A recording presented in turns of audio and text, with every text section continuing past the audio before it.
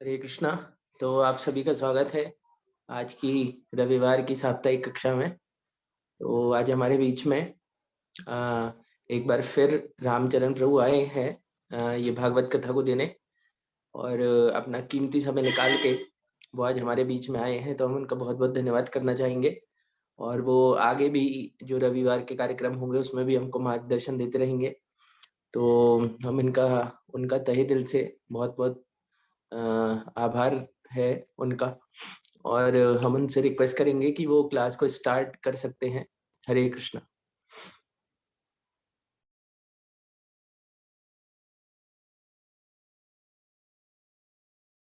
हरे कृष्णा। बहुत बहुत धन्यवाद कृष्णा अर्पित प्रभु मुझे ये मौका देने के लिए। मैं अपना स्क्रीन जो है शेयर कर रहा हूँ ताकि इसके माध्यम से सभी को आसानी होगी इस कक्षा को समझने के लिए।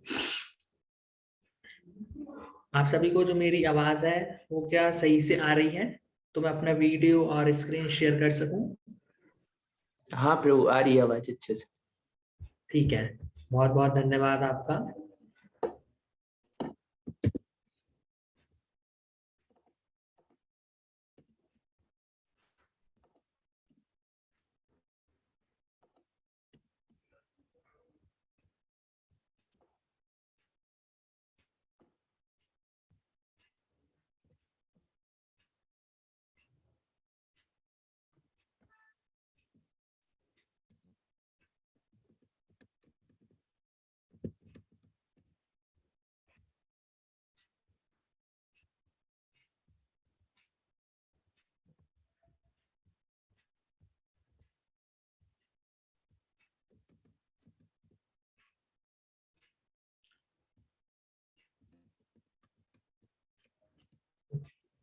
तो हम प्रेयर्स के साथ स्टार्ट करेंगे।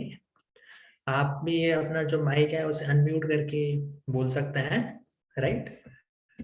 ओम अज्ञानतिमिरन्धस्य ज्ञानाञ्जनशलाकया चक्षुरुन्मीलितं तस्मै श्रीगुरवे नमः। श्रीचैतन्यमनोभीष्टं स्थापितं येन भूतले स्वयं रूपा कदा मह्यं ददाति स्वपदान्तिकम्।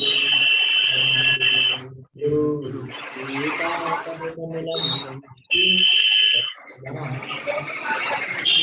साग्रजातं सहगण रघुनाथान्वितं तं सजीवं साद्वैतं सावधूतं अवधूतं परिजन सहितं कृष्ण चैतन्य देवम श्री श्री राधा कृष्ण पादान राधाकृष्ण सहगण ललिता श्री विशाखान्वितांश्च श्री कृष्ण करुणा सिंधु दीनबंधु दीनबन्धु जगत्पते जगत्पते गोपेश गोपेश गोपिका कांत गोपिकान्त राधा कांत राधाकान्त नमोस्तुते। नमोस्तुते।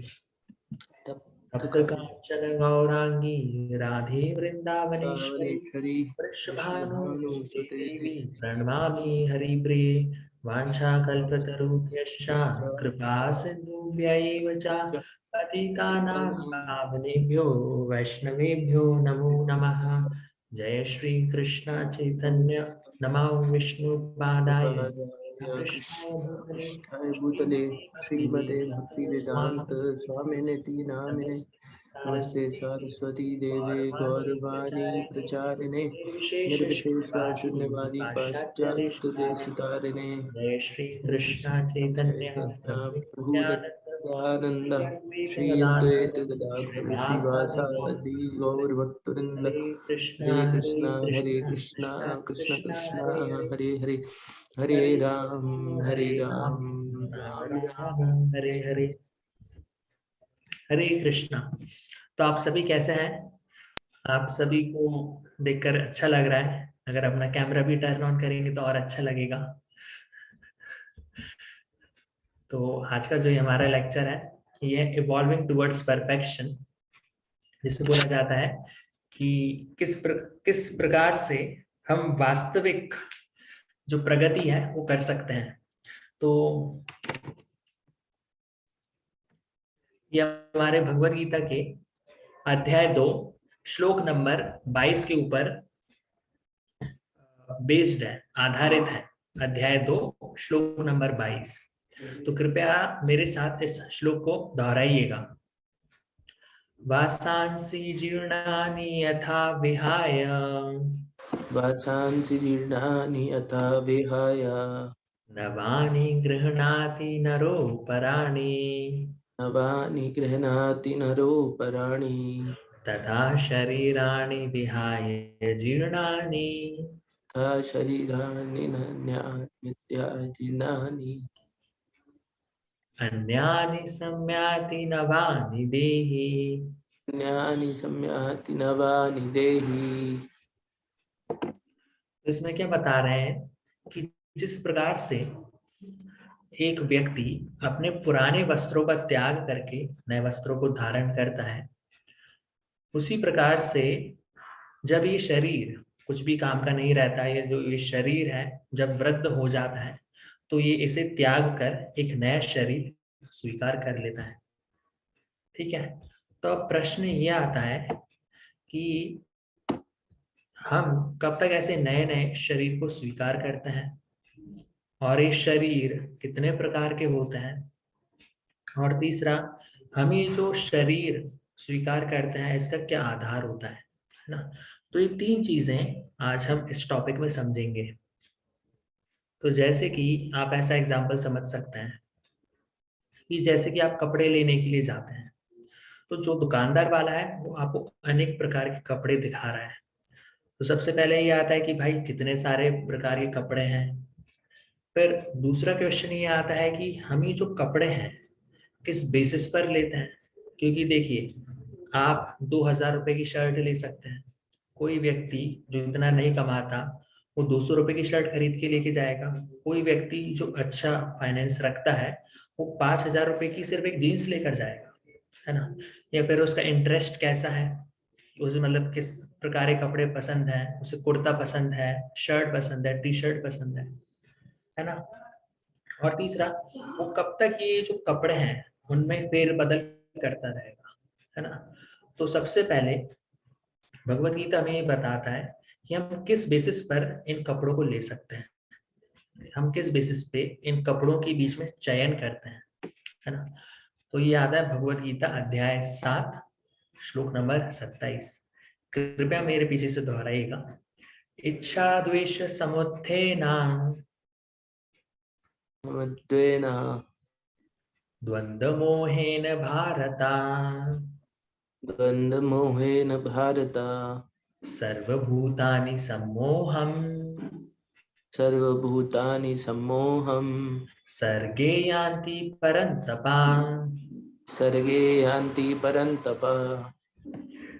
कृष्ण अर्जुन को एड्रेस करके कह रहे हैं कि देखिए, आप दो चीजों के आधार पे, एक तो जो आपका इंटरेस्ट है और दूसरा जो आपका कर्म है, मतलब इंटरेस्ट और कर्म, या फिर आप इसे कह सकते हैं डिजायर एंड हेट, इन दो बेसिस पर आप चीजों को लेते हैं।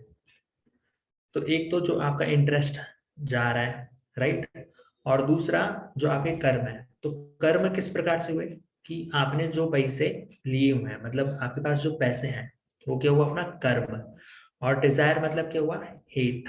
डिजायर मतलब क्या हुआ, इच्छाएं। तो इन दो बेसिस पर आप चीजों को लेते हैं। तो जैसे देखिए, जो छोटा बच्चा है उसने एक चश्मा पहन रखा है, उस चश्मे पर क्या लिखा हुआ है, डिजायर और हेट। इस कारण से आप इस भौतिक जगत में आते हैं। अब जब आप इस भौतिक जगत में आ जाते हैं तो आप आगे बढ़ते रहते हैं, और आप आगे बढ़ते हैं किस चीज पर, डिजायर और कर्म, मतलब इच्छा और कर्म के ऊपर आप जो अलग अलग कपड़े हैं वो लेते जाते हैं, और इच्छा और कर्म के आधार पे आप चीजों को चेंज करते जाते हैं। तो जब जीवात्मा, देखिए जब हमने पिछली बार ये सेशन किया था तो हमने एक शब्द का अर्थ समझा था। वो शब्द क्या था, री इंकारनेशन। वो मैंने आपको कैसे याद करवाया था, री इनकारनेशन, मतलब हम फिर से इस कार में बैठ जाते हैं। और कार जो है वो किस चीज से तुलना की गई है, एक शरीर से तुलना की गई है ना। तो जब हम ये अलग अलग शरीर धारण करते जाते हैं तो उसे हम बोलते हैं री इंकारनेशन। अब अब ये शरीर एक मनुष्य का हो सकता है, एक जानवर का हो सकता है, एक पेड़ का हो सकता है, या एक इंसेक्ट का हो सकता है। अब मैं आपको आगे जो स्लाइड्स दिखाने जा रहा हूँ उससे आपको समझ में आएगा कि कितने प्रकार के कपड़े आप किसी दुकानदार वाले से ले सकते हैं। और ये जो दुकानदार वाला है इसके पास बहुत ज्यादा कपड़े हैं। आप में से कोई सोचना चाहेगा कि इसके पास कितने प्रकार के कपड़े हो सकते हैं? कोई एक अनुमान अगर आप लगाना चाहें कि कितने प्रकार के कपड़े ये दुकानदार वाला रखता है? ये जितने कपड़े रखता है ना, पूरे विश्व भर में इतने कपड़े कोई नहीं रख सकता, इनके पास जो कलेक्शन है।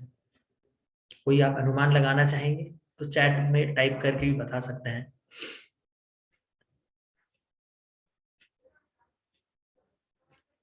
तो ऐसा बताया गया है ये है 8.4 मिलियन, मतलब 84 लाख यूनियन। तो ये श्लोक आता है हमारे पुराणों में, जिसमें बताइए कितने प्रकार के जानवर होते हैं, कितने प्रकार के वृक्ष होते हैं, कितने प्रकार के इंसेक्ट होते हैं, कितने प्रकार के मनुष्य होते हैं। तो इस प्रकार से बताया जा रहा है। जल जानव लक्षाणि स्थावरा लक्ष्य विंशति क्रमयोर रुद्रय संख्ये पक्षिणां दशलक्षणं त्रिंशालक्षणी पशवा चतुर्लक्षणी मानुषा। अब आप कहेंगे प्रभु जी ये तो क्या संस्कृत में था, थोड़ा कुछ समझ में आया, तो आप इसे अंग्रेजी में भी देख लीजिए कि कितने प्रकार के जीव होते हैं। तो देखिए 9 लाख लोग वो हैं, या 9 लाख तरह के ऐसे कपड़े हैं, ऐसे शरीर हैं जो पानी में रहते हैं। मतलब सिर्फ अपन सुनते हैं फिश के बारे में, वेल के बारे में, ऑक्टोपस के बारे में, टिमिंगला के बारे में, लेकिन 9 लाख से भी ज्यादा प्रकार के शरीर हैं। तो आप देखना चाहेंगे?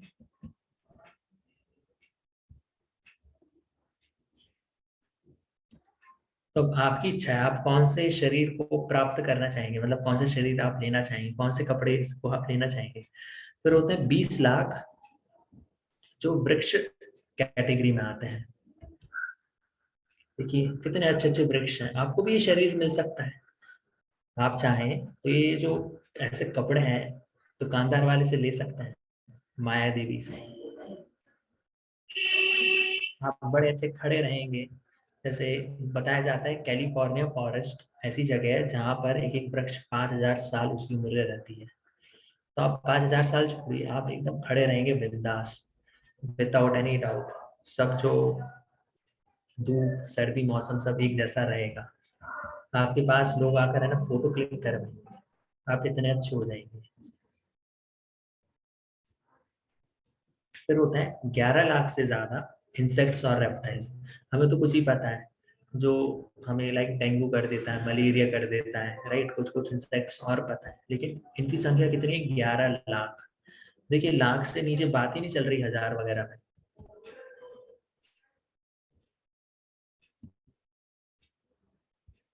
इतने सारे इंसेक्ट्स।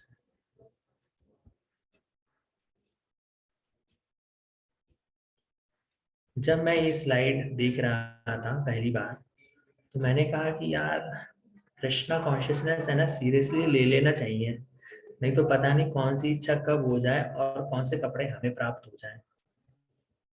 तो इसलिए सबसे बेस्ट है कि कृष्णा कॉन्शियसनेस को आप जितना सीरियसली लेंगे उतना ज्यादा अच्छा है। ये फोटो तो ऐसा लग रहा था जब पहली बार देखा था कि ऐसी स्थिति हमारी ना हो जाए। तो एक बार इंद्रद्युम्न महाराज से अगस्त्य मुनि मिलने के लिए आए, और अगस्त्य मुनि जब मिलने के लिए आए तो इंद्रद्युम्न महाराज ने उन पर ध्यान ही नहीं दिया।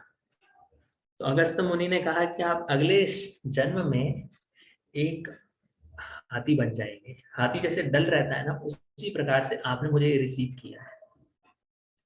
तो बेचारे हाथी बन गए, लेकिन जब वो हाथी बने तो उनके जो प्रेयर्स हैं वो भी क्या हो गए? गजेंद्र मोक्ष, राइट। इंद्रद्युम्न महाराज जो हमारे गुना के पास वाले शहर उज्जैन के राजा थे, आप सोचिए वो क्या बने? हाथी।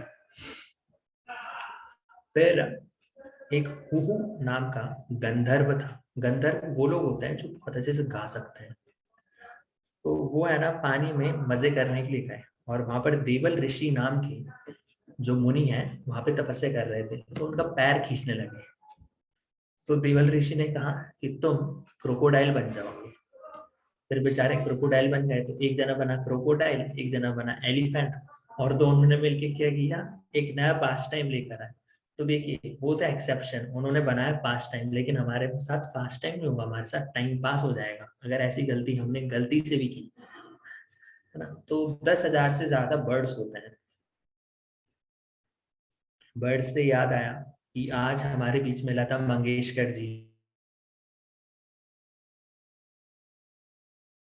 जो है उन्हीं रहे, वो ऐसा बताते थे कि जो उनकी आवाज, तो उन्होंने एक बहुत ही अच्छी बात कही है श्रील प्रभुपाद के बारे में, वो मैं आपके सामने पढ़कर बताना चाहूंगा।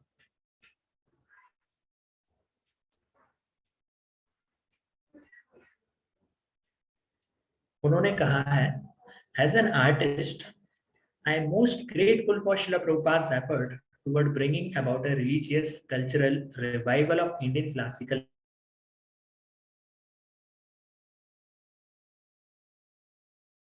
arts in all parts of the world। तो मैं श्रील प्रभुपाद के प्रति बड़ी कृतज्ञ हूँ, क्योंकि उन्होंने जिस प्रकार से हमारे धर्म को विस्तार आगे करना चाहा, उन्होंने जो कीर्तन म्यूजिक इनके माध्यम से जो इंडिया कल्चर है वो काफी ज्यादा आगे बढ़ाया।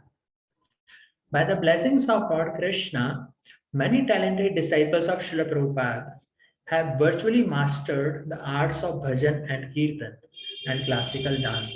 वो बता रहे हैं कि भगवान कृष्ण की कृपा से श्रील प्रभुपाद जी के जितने भी शिष्य हैं, उन्होंने कीर्तन भजन क्लासिकल डांस में वैसा मास्टर हो गए। तो देखिए ऐसे कुछ जेन्युइन लोग हमारे बीच नहीं रहे। तो लता मंगेशकर के लिए जो है हम भगवान से प्रार्थना करते हैं कि वो भगवान उन्हें सदगति प्रदान करें, काफी अच्छी। तो इस प्रकार से अलग अलग बर्ड्स हैं। तो कभी भी गलती से ऐसी इच्छा मत करिएगा कि हम भी ऐसे हो जाएं कि हम एक जगह से उड़कर दूसरी जगह जा सकें, और अलग अलग इच्छा बिल्कुल मत करिएगा, क्योंकि भगवान हमसे इतना प्रेम करते हैं कि वह हमारी कोई भी इच्छा को है ना खाली नहीं जाने देंगे। तो हमेशा आप जो भी इच्छा करें वो कृष्ण केंद्रित ही करें, ताकि जो भी इच्छा रहेगी ना वो आपको ऊपर लेकर जाएगी, ना कि नीचे लेकर जाएगी, है ना। तो ये सब फोटोज मैं आपको इसलिए दिखा रहा हूँ ताकि आप ये समझें कि जो मनुष्य जीवन है वो कितना मूल्यवान है। मनुष्य जीवन कैसा है, एक जंक्शन की तरह बताया जाता है, जैसे हमारा गुना एक जंक्शन है। जंक्शन मतलब वहां से ट्रेन किसी भी दिशा में जा सकती है, और स्टेशन मतलब क्या होता है कि एक दिशा से ट्रेन आएगी और उसके विपरीत दिशा में ट्रेन जो है वो चली जाएगी। तो उसी प्रकार से जो मनुष्य जीवन है वो जंक्शन के थ्रू है, जंक्शन के जैसा है। तो मतलब हमारे पास चॉइस है कि हम ऊपर जाना है या नीचे जाना है। जब हम भगवत धाम से आते हैं तो हमें मनुष्य जीवन मिलता है, और फिर अगर हम सही कर्म नहीं करते तो फिर हम धीरे धीरे नीचे चले जाते हैं, जैसे प्लांट्स मतलब जानवर पेड़ उनके शरीर में। अगर हम इसे जिम्मेदारी से लेते हैं तो हम वापस भगवत धाम जा सकते हैं। भगवान भगवद गीता के अध्याय 15 श्लोक नंबर 6 में ये बताते हैं, ना तद्भास्यते सूर्यो न शशांको न पावकः यत् गत्वा न निवर्तन्ते तद्धाम परमं मम। यद गत्वा न निवर्तन्ते तद्धाम परमं मम। जो मेरे धाम को आता है उसे वापस इस भौतिक जगत में नहीं आना पड़ता। आप खुद से सोच के देखिए कि जो बिल गेट्स है, जस्ट मैं जो टॉप लोग हैं उनकी कभी कभी क्या बायोग्राफीज देखना पसंद करता हूँ, तो किस तरह से ये लोग जीते हैं, किस तरह से क्या क्या करते हैं। तो मैं बिल गेट्स के बारे में पढ़ रहा था। बिल गेट्स आपको पता है कि सबसे अमीर व्यक्ति है, सबसे बड़ा व्यक्ति है, बुद्धिमान व्यक्ति है, और जितने भी कंप्यूटर्स चल रहे हैं 94% कंप्यूटर्स विंडोज पे चल रहे हैं, राइट। और विंडोज पे उसका रॉयल्टी है। जैसे जितने भी कंप्यूटर में विंडोज इंस्टॉल होता है हर एक प्रोडक्ट को उसको रॉयल्टी मिलता है, राइट। उसके पास किसी भी चीज की कमी नहीं है, और ऊपर से इंडिया में उसने $55 बिलियन इन्वेस्ट किए थे सिर्फ इसलिए कि इंडिया को पोलियो फ्री कर सके। और उसका सबसे बड़ा प्राइवेट ऑर्गेनाइजेशन है चैरिटी के मामले में।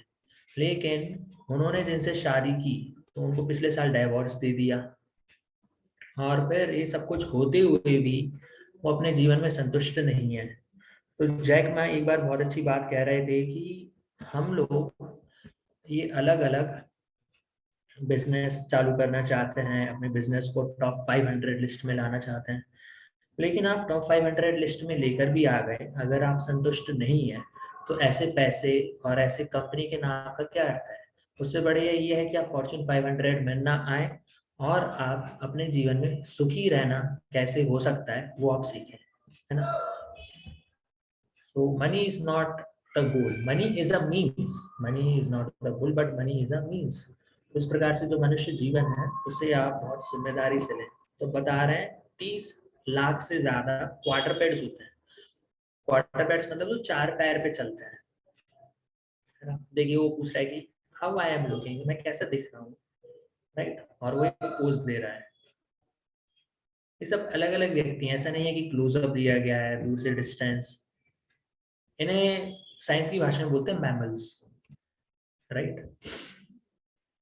तो इस प्रकार से हम धीरे धीरे उन्नति करते हुए हमें आगे बढ़ना चाहिए।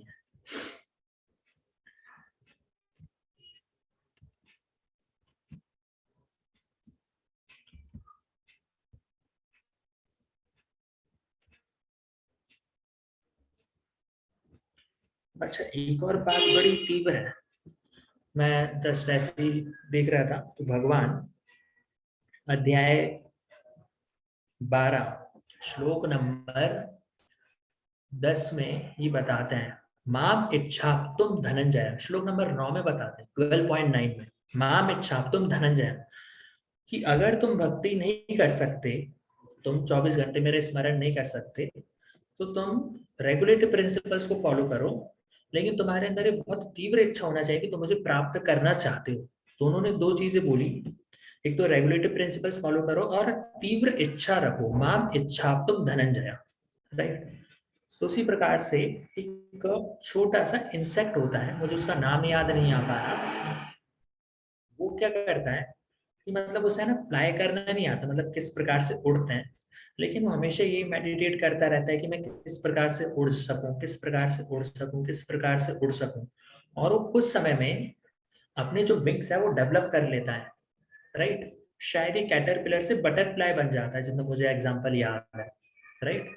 तो कैटरपिलर जो है वो like the power of meditation, मतलब सिर्फ सोचता रहता है किस प्रकार से मैं उड़ सकूं, किस प्रकार से मैं उड़ सकूं, और वो बटरफ्लाई बन जाता है, राइट। तो उसी प्रकार से अगर आपके अंदर की तीव्र इच्छा होगी कि मैं किस प्रकार से भगवान की भक्ति कर सकता हूँ या किस प्रकार से भगवान की भक्ति कर सकती हूँ, तो अगर ये तीव्र इच्छा रहेगी ना, तो आप नेचुरली, स्वाभाविक रूप से आप वो सब चीजें करेंगे जिससे आप एक बहुत अच्छे डिवोटी बन सके। तो पावर ऑफ मेडिटेशन ना बहुत ज्यादा है। अगर ये मेडिटेशन सही रहता है ना, तो हम बहुत कुछ कर सकते हैं। जैसे कि एक एग्जांपल आता है, आपने तिहाड़ जेल के बारे में सुना होगा। तिहाड़ जेल है मतलब काफी बड़ा जेल है, या पुणे में आपने सुना होगा कि एक काफी बड़ा जेल है, उसका नाम वाई से चालू होता है। तो वहां पर हमारी बस भी रुका करती थी, और वहां पर संजय दत्त को भी रखा गया था। तो वो जो कैदी है, मतलब उसे ऐसे जेल में रखा गया था जहां से सिर्फ है ना एक छोटा सा विंडो निकल के आता था। विंडो आप समझ रहे हैं, मतलब सिर्फ रोशनी के लिए कि भाई ये पता चल जाए कि दिन हो गया है ना। तो सिर्फ भाई निकलता था, लेकिन वो डे एंड नाइट सिर्फ यही बुक्स पढ़ता था, किस प्रकार से मैं जेल से बाहर निकल सकता, सिर्फ वो यही बुक्स पढ़ता रहता था। और वो एक दिन ऐसे जेल में से, जहां से मतलब बहुत हाइट पे सिर्फ एक विंडो था और कुछ भी नहीं था, वहां से बाहर निकल गया। सोचिए। तो अगर आप वही सोचते रहेंगे ना कि मैं किस प्रकार से आगे बढ़ सकता हूँ भक्ति में, किस प्रकार से आगे बढ़ सकता हूँ, तो आप सही में कर सकते हैं। जैसे एक व्यवसायी रहता है, व्यवसाय, तो जो बिजनेसमैन है वो हर समय ये सोचता रहता है कि यार मैं किस प्रकार से पैसे कमा सकता हूँ, किस प्रकार से पैसे कमा सकता हूँ, और क्या होता है वो आगे बढ़ जाता है। क्योंकि जैसे बोलते हैं ना, खाते वक्त तो सोच रहा है कि मैं किस प्रकार से पैसे कमाऊं, सोते वक्त सोच रहा है मैं किस प्रकार से पैसे कमाऊं, ठीक है, किसी से बात करते वक्त भी सोच रहा है मैं किस प्रकार से पैसे कमाऊं, तो वो सबसे बड़ा व्यक्ति बन के निकलता है। जैसे बोलते हैं पावर ऑफ मेडिटेशन। तो अगर आपका मेडिटेशन सही जगह है, तब आप ये सब कुछ कर सकते हैं। अब मैं आपको कुछ एग्जांपल्स दे रहा हूँ जिससे आपको ये समझ में आएगा कि अगर मेडिटेशन भाई सही जगह नहीं हुआ तो स्थिति गड़बड़ा भी सकती है। तो एक पिताजी थे और वो बिस्तर पे थे, उनके 4 पुत्र थे। चारों पुत्र साइड में खड़े हुए कि भैया हमारे पिताजी जाने वाले हैं, कभी भी जा सकते हैं। और उसके बाद सब रिश्तेदार उनसे मिलने के लिए आते रहे। तो पिताजी है ना एकदम थोड़े से उसमें आए, होश में, और बोले कि तुम चारों इधर हो तो मील कौन चला रहा है। तो प्रभुपाद लिखते हैं कि भाई मरते समय भी ये सोच रहा है कि मील कौन चला रहा है, तो अगले जन्म में वो चूहा या सांप बनकर पैदा होगा, राइट। तो ऐसी स्थिति नहीं हो जानी चाहिए। इसलिए जनरली लोग क्या करते थे कि भाई जब वृद्ध होते जा रहे हैं तो उस समय ना वो भगवान की भक्ति को और तीव्रता से करते थे। तो इस संबंध में नरसिंह पुराण में एक स्टोरी आती है। तो वो जो व्यक्ति हैं बड़े ही अपना सक्सेसफुल बिजनेस चला रहे थे, कपड़ों का उनका बिजनेस था। और जो उनके दोनों पुत्र हैं उन्होंने सोचा कि यार हमारे पिताजी ने हमें बहुत सक्सेसफुल व्यवसाय दिया है, लेकिन अब हमारी भी कुछ रिस्पॉन्सिबिलिटी है, हमारी भी जिम्मेदारी है कि जिससे हम अपने पिताजी के लिए कुछ अच्छा कर सकें। तब उन्होंने अपने पिताजी के लिए एक पंडित जी को, एक ब्राह्मण को बुलवाया और उन्हें कहा कि आप है ना हमारे पिताजी को अलग अलग जो भारतवर्ष में जो अलग अलग धाम है वहां पर आप लेकर जाएं। और जब आप लेकर जाएंगे तब उन्हें क्या भगवान का स्मरण होगा, वो आध्यात्मिक जीवन को थोड़ा स्वीकार कर पाएंगे। हमारे पिताजी बिल्कुल भी आध्यात्मिक जीवन की तरफ देखते भी नहीं है। तो ब्राह्मण ने कहा मैं अपना पूरा प्रयास करूंगा। तो उन्हें काशी लेकर गए, वृंदावन लेकर गए, द्वारका लेकर गए और अलग अलग जगह लेकर गए। लेकिन उन्होंने देखा कि ये जो व्यवसाय मतलब ये जो बिजनेसमैन है, ये व्यापारी है, इसके हृदय में कुछ परिवर्तन ही नहीं हो रहा। तो उन्होंने कहा यार अब मैं है ना इसको काशी लेके जाऊंगा। कहाँ पे? वाराणसी। तो वाराणसी लेकर गए और वहां पे भी कहाँ लेकर गए? शमशान घाट में। तो उन्होंने देखा कि ये व्यक्ति रोने लगा। तो उन्होंने कहा यार चलो भाई साहब, ऐसा मतलब टफ कस्टमर मैंने पहली बार देखा जो अब शमशान घाट में जाकर रो रहा है। तो उन्होंने कहा ठीक है कि चलो अब मेरा जो मिशन है वो सक्सेसफुल हो गया। इनको मैंने फाइनली चेंज कर दिया।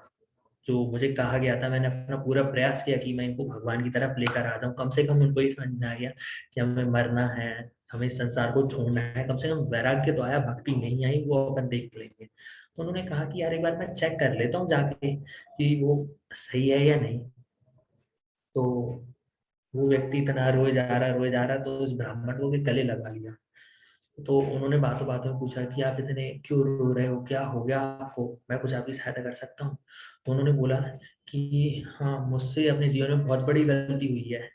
तो उन्होंने कहा जी तो बहुत अच्छी बात है, ये तो उसी दिशा में बात कर रहे हैं जिस दिशा में बात करवाना चाहता हूँ। तो उन्होंने बोला क्या हुआ? मैं अपने पूरे जीवन भर कपड़ों का व्यापार करता रहा, लेकिन मुझे ये पता नहीं चल पाया कि लकड़ी का व्यापार भी कितना ज्यादा है। शमशान घाट में आकर मुझे आज ही पता चला कि मुझे लकड़ी का व्यापार करना चाहिए था। तो आप देखिए कि किस प्रकार से जो व्यक्ति है उसकी जो चेतना है वो कपड़ों से, अपने व्यापार से निकल ही नहीं रही।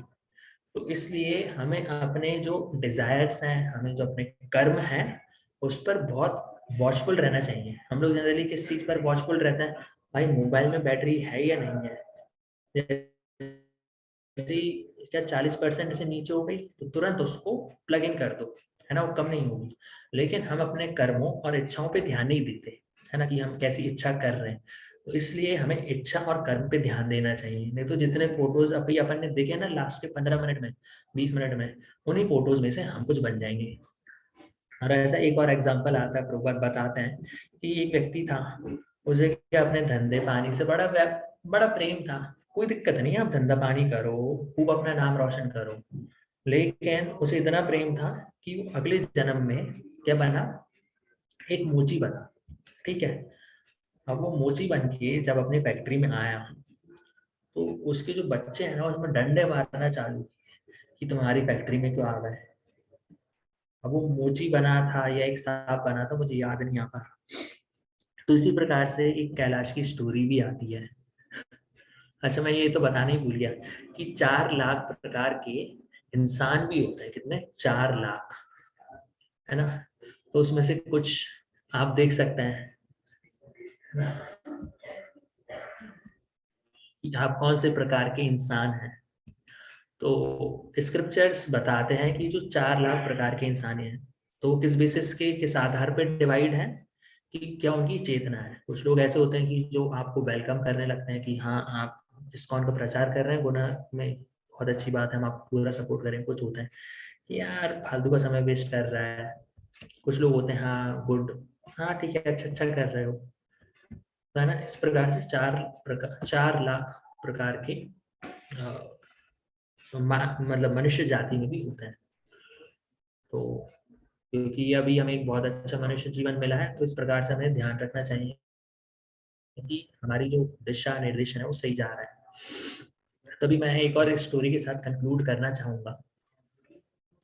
एक बार क्या होता है कि कैलाश नाम का व्यक्ति होता है, ये कैलाश नाम की बड़ी स्टोरी है, हमारे इस्कॉन में बड़ी फेमस है, और तो कोई भी डिवोटी बनता है ना, तो उसे कैलाश नाम की स्टोरी भाई साहब सुनाई जाती है और उसके सामने ड्रामा परफॉर्म जरूर किया जाता है। तो कैलाश बेचारा जब छोटा था, नारद मुनि उन्हें लेने के लिए आए, तो उन्होंने कहा कि नारद जी अभी तो क्या है, मेरी पढ़ने की उम्र है और मैं अभी अपना भविष्य बनाना चाहता हूँ। तो नारद जी कहते हैं ठीक है भैया, तुम अपना भविष्य बनाओ, कुछ समय बाद लेने के लिए आऊंगा। वो फिर जाता है कॉलेज में और कहता है कि अभी तो देखिए क्या है कि मैं शादी करना चाहता हूँ, कुछ कुछ संबंध मेरे स्थापित हुए हैं। उन्होंने कहा ठीक है भैया, तुम शादी कर लो, उसके बाद मैं आऊंगा। फिर उसके बाद कहते हैं, फिर नारद जी कुछ समय बाद आते हैं, तब तक कैलाश की शादी हो गई होती है और बच्चे हो गए होते हैं। तो कैलाश बड़ा खुश होता है और कहता है कि नारद जी अभी तो मैं नहीं आ सकता, अभी तो क्या मेरा जो विवाहित जीवन है वो चालू हुआ है। और उसके बाद नारद जी फिर आते हैं, तब तक जो कैलाश है वो उसके पुत्र के पुत्र हो गए होते हैं, राइट। वो अपने बच्चों को खिला रहा होता है और ये बोलता है कि नारद जी अभी तो क्या मुझे अपने पर पोतों की देखभाल करना है। वो इतने रिस्पॉन्सिबल नहीं, कभी कभी है ना घर पे ताला खुला छोड़ देते हैं। तो अगली बार जब नारद जी आते हैं तो कैलाश मिलता ही नहीं है, और उसके बारे में पूछता तो उसकी है ना फोटो फ्रेम दिखा देते हैं जिसमें माला चढ़ी हुई रहती है। उसके बाद नारद जी कहते हैं अरे कैलाश कहाँ चला गया, अब कहाँ ढूंढूं। तो उसके बाद है ना कुत्ता आता है भौंकते हुए, भौं भौं भौं भौं, तो ये सब करते हुए आता है और वो नारद जी की है ना धोती खींचने लगता है। अच्छा, नारद जी कहते हैं कैलाश तुम ये बन गए। तो उन्होंने बोला हाँ, मैं भी इधर बन गया हूँ और मैं अभी क्या अपने घर की चौकीदारी करता हूँ, और साथ साथ में ये लोग है ना मुझे खाने के लिए देते हैं। तो कैलाश जिसने अपना पूरा घर बनाया, वो कुत्ते का रूप उसने धारण कर लिया, चौकीदारी कर रहा है, ठीक है। तो नारद जी बोलते हैं अब तो चलो, अब तो तुमने अपने पूरे जीवन के सपने साकार कर लिए। बोलता है नहीं नहीं नारद जी, मैं अभी नहीं जा सकता, अभी जो मेरे परपोते हैं वो बहुत ज्यादा इरेस्पॉन्सिबल है, मुझे बहुत ज्यादा चौकीदारी करनी पड़ती है। तो इसके बाद नारद जी चले जाते हैं, बोलते हैं ठीक है भैया, अब जैसी तुम्हारी इच्छा। फिर उसके बाद वो एक सांप बन जाता है और फिर नारद जी फिर ढूंढने आते हैं, तो नारद जी को फिर वो कुत्ता नहीं मिलता, फिर वो सांप फिस फिस करते हुए मिलता है। तो जब फिस फिस करते हुए मिलता है तो नारद जी फिर बोलते हैं भैया अब तो चलो। फिर से वो कुछ ना कुछ कारण बताता है और फिर वो एक्सक्यूज देता है। तो नारद जी कहते हैं कि अब तो कैलाश ऐसे नहीं मानने वाला। तो सभी जो गांव वाले हैं उनको बुलाते हैं और बोलते हैं कि देखो आपके है ना खेत में एक सांप घुस आया है। तो सब डंडा लेकर आते हैं और इस सांप को मारना चालू कर देते हैं, मतलब कैलाश पिटना चालू हो जाता है। और तब फिर कैलाश नारद मुनि जी नारद मुनि के साथ आगे बढ़ता है। तो इस प्रकार से हम देख रहे हैं कि कौन कौन से हमें अलग कपड़े मिल सकते हैं, कर्म और इच्छा के आधार पे मिलते हैं। इन कपड़ों के बीच में हमें फंसना नहीं है ना। हम कौन सा कपड़ा लेंगे वो कर्म के ऊपर और इच्छा के ऊपर आधारित है, और हम ये कपड़े लेना हमें बंद करना है ना। और हम इसे कब बंद कर सकते हैं, जब हमारा जो डायरेक्शन है वो सही होगा, है ना। माम इच्छा तुम धनंजय। तो शंकराचार्य भी क्या बताते हैं, शंकराचार्य भी इम्पोर्टेंट चीज बताते हैं इसी संदर्भ में, और ये आज का हमारा कंक्लूजन है। पुनरअपि जननम पुनरअपि मरणम पुनरअपि जननी जठरे शयनम, यह संसारे बहु दुस्तारे, कृपया पारे पाहि मुरारे। मतलब हे कृष्ण, हे मुरारी, इस जन्म और बर्थ के चक्कर में मैं बार बार ऊपर नीचे जा रहा हूँ। जैसे हम लोग मीना बाजार में जाते हैं ना, वहाँ पे एक बहुत अच्छा चूल्हा चलता है, उसमें हम लोग 20 रुपए का टिकट देते हैं और ऊपर नीचे जाते रहते हैं, उसमें तो हमें मजा आता है। लेकिन वास्तविक जीवन में भी हम ऊपर नीचे जा रहे हैं। तो इस कारण से क्या हो रहा है कि हमें बार बार जीना पड़ रहा है, बार बार मरना पड़ रहा है, और बहुत सारे दुख और क्लेश आ रहे हैं। तो कृपया करके मेरे ऊपर अपनी कृपा को बनाएं और मुझे इस भौतिक जन्म के मृत्यु चक्र से छुड़ाएं। तो कृपया करके मेरी तरफ आप अपना दृष्टि प्रदान कीजिए, और भगवान कब आपकी तरफ देखेंगे? जब आप उनकी सेवा करेंगे, है ना। और हम भगवान की सेवा किस प्रकार से कर सकते हैं? ABCD, रेगुलर डिवोटीज का एसोसिएशन लेकर, प्रोग्राम्स में जाकर, क्लासेस अटेंड करके, चैंटिंग करके, बुक रीडिंग करके, कोई भी जो इवेंट्स रहते हैं जैसे जन्माष्टमी और ये सब, उन्हें बहुत अच्छे से फॉलो करके, वहाँ पे सर्विसेज करके, तो हम इस प्रकार से अपनी भक्ति को और तीव्रता से बढ़ा सकते हैं।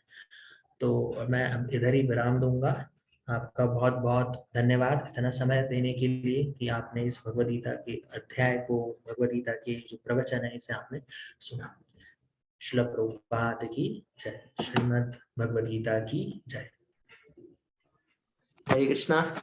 तो बहुत ही अच्छी क्लास दी रामचरण प्रभु ने। मैं एक्चुअली ये एग्जाम्पल्स पहले भी सुन चुका हूँ, बट आज फिर से सुन के फिर से रियलाइजेशन हुए मुझे ये एग्जाम्पल सुन के। तो काफी प्रैक्टिकल और बहुत ही टचिंग क्लास थी। तो उसके लिए हम रामचरण प्रभु का बहुत बहुत धन्यवाद करना चाहेंगे कि उन्होंने इतने अच्छे से मार्गदर्शित किया हम सभी को। और बाकी अगर किसी को कोई प्रश्न है किसी भी चीज से रिलेटेड, टॉपिक से रिलेटेड हो या ना हो, या किसी और चीज से रिलेटेड, तो आप पूछ सकते हैं यहाँ पे, या फिर कमेंट सेक्शन में भी लिख सकते हैं। नहीं तो फिर हम क्लास को यहाँ पे एंड करेंगे। हरे कृष्णा।